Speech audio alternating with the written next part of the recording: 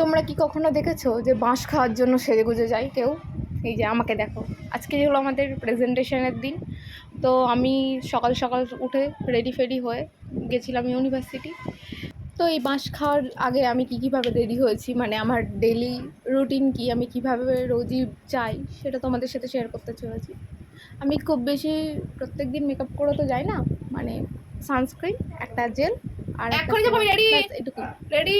তো এই যে প্রথমে আমি পতঞ্জলি অ্যালোভেরা জেল ইউজ করি, তারপরে হচ্ছে চুলের জন্য এখন স্ট্রিক্সের হেয়ার সিরামটি ইউজ করছি। মানে আমার খুব পছন্দের একটা হেয়ার সিরাম, মানে অ্যাফোর্ডেবল, আর এমনিতেও ছোটো কন্টেনার নিলে আমি এটাকে সবসময় ক্যারি করতে পারি, তাই জন্য আমি এটাই ইউজ করি।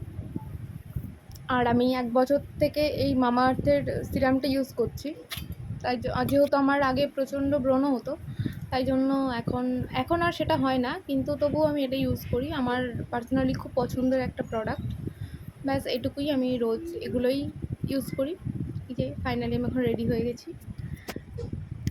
আমি যত বডি স্প্রে আর পারফিউম কিনি না কেন, আমার ভাই যেটা ইউজ করে আমার ওটা সবথেকে বেশি পছন্দের হয়, তাই জন্য কেনে আর আমি এখানে নিয়ে চলে আসি। আজকেও তাই। এই যে পৌঁছে গেছি ফাইনালি ইউনিভার্সিটিতে, বাঁশ খাওয়ার জন্য রেডি আমরা। এটা হচ্ছে বৃষ্টি না, এটা হচ্ছে এখানে সব এই বৃষ্টি না ফোর্থ সেমিস্টারতে চোখের জল। ডিপার্টমেন্ট, আমরা এটা নিয়েই স্টাডি করি। দেখবেন প্রকৃতি কাঁপছে না।